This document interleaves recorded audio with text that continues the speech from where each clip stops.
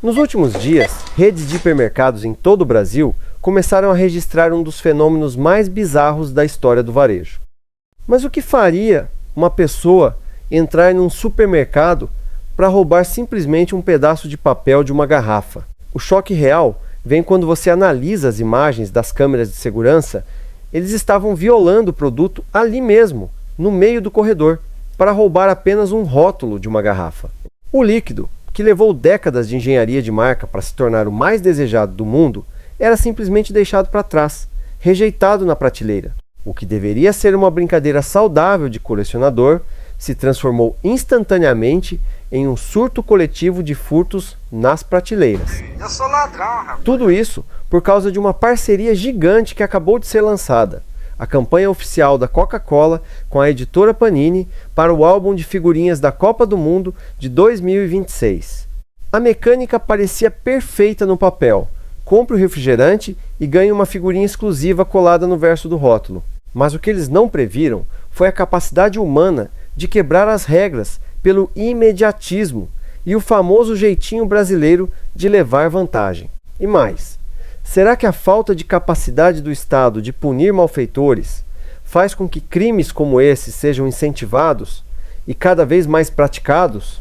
Pois o próprio Estado legitima a falta de princípios morais da população.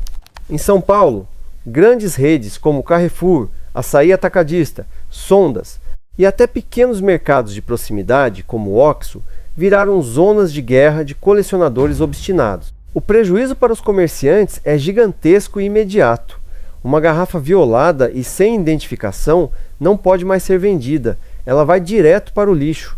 Milhares de litros de refrigerante perfeitamente utilizáveis estão sendo descartados todos os dias nos fundos das lojas, destruindo as margens de lucro do varejo. Isso tem acontecido em supermercados de São Paulo, por conta da nova promoção da Coca-Cola, em parceria com o álbum oficial da Coca. Não vai sobrar nenhuma figurinha da Coca nos mercados. O povo tá levando tudo. Como uma simples promoção de papel conseguiu causar um prejuízo econômico real e forçar gerentes de supermercado a agirem como se estivessem protegendo barras de ouro, fique ligado, porque nos próximos minutos nós vamos abrir a caixa preta da psicologia por trás desse caos e entender como o consumo moderno perdeu completamente o controle.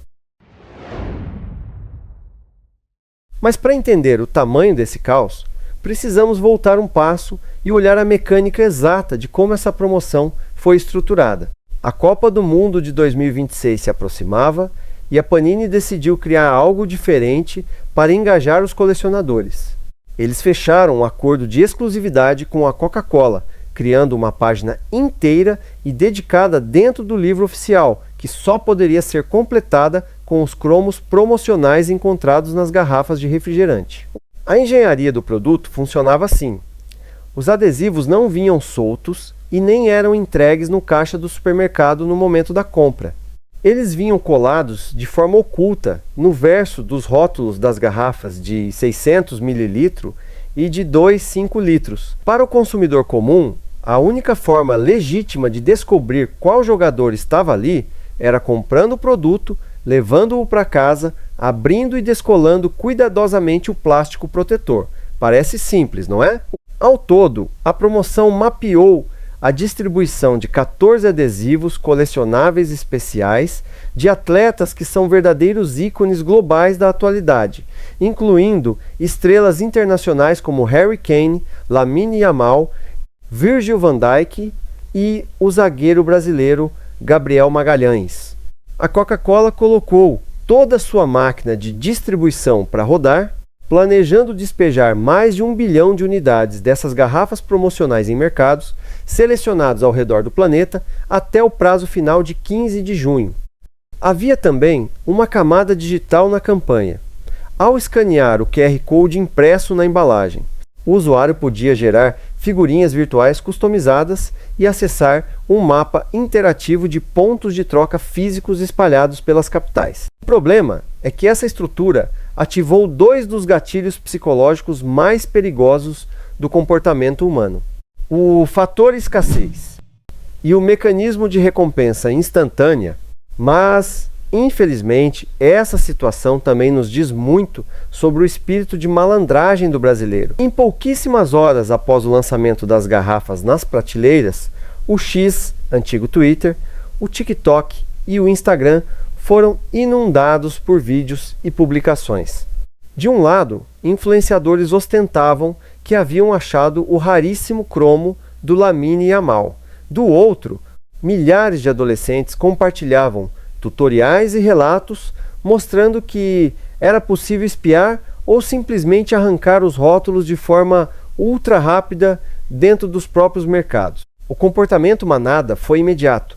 Se um vídeo com milhões de visualizações mostrava que as pessoas estavam fazendo isso e saindo impunes, a barreira moral do consumidor comum desmoronava. Um homem adulto de blusa e boné foi flagrado retirando os cromos de várias garrafas seguidas, recolocando os vasilhames destruídos de volta no lugar antes de pegar mais 2 unidades para repetir o crime. A situação escalou tanto que em várias capitais a solução encontrada foi o improviso visual mais bizarro possível.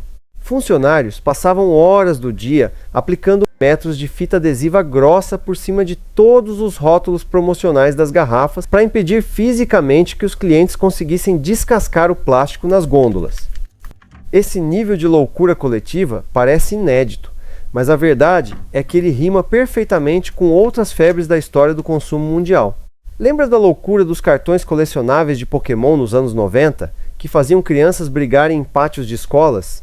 Ou da histeria em torno dos brinquedos raros do McDonald's, onde adultos compravam centenas de McLanches felizes apenas para jogar a comida no lixo e guardar o boneco de plástico? Podemos traçar um paralelo direto até mesmo com o fenômeno recente dos NFTs e colecionáveis digitais, onde o valor de um item não está na sua utilidade física, mas na sua assinatura de escassez. A diferença crucial aqui é que a Coca-Cola e a Panini moveram essa dinâmica para dentro de um ambiente de livre acesso, o corredor aberto do supermercado, transformando um espaço público de compras em um tabuleiro de caça ao tesouro sem regras. Existe uma pergunta fundamental que a maioria das pessoas que comete esse ato não se faz. Por que uma garrafa cheia de Coca-Cola não pode ser vendida se ela estiver apenas sem o rótulo? Por lei, nenhum estabelecimento comercial pode vender um produto alimentício ou bebida que não contenha suas informações obrigatórias. O rótulo não é apenas uma peça decorativa de publicidade. Ele é o documento de identidade daquele produto. É nele que estão impressos dados vitais exigidos pela vigilância sanitária e pelo Código de Defesa do Consumidor. No momento exato em que um indivíduo puxa e arranca aquele pedaço de plástico promocional, ele torna-se invendável. A rota dessa mercadoria violada é única, cruel e imediata: o descarte direto no lixo. Pense no impacto disso.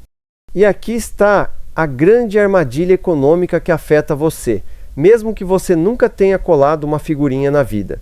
No varejo de alimentos, as margens de lucro são historicamente espremidas. Quando uma loja começa a registrar perdas massivas por vandalismo ou furto de componentes, esse prejuízo não é simplesmente absorvido pelos acionistas bilionários. Como explicou o presidente da Abrap, esse custo operacional extra é inevitavelmente repassado para a planilha de custos e acaba refletindo diretamente no bolso do consumidor final, encarecendo os preços de outros itens básicos da cesta básica, para compensar o rombo provocado pelos furtos. Ou seja, sobra para o nosso bolso. Nós vivemos na era do valor artificial, onde o conteúdo de um produto tornou-se secundário em relação ao simbolismo da sua embalagem.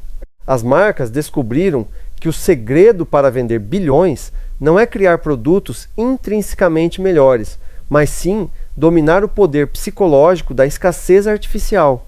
Vemos isso acontecer religiosamente no mercado de luxo e na cultura urbana dos sneakerheads.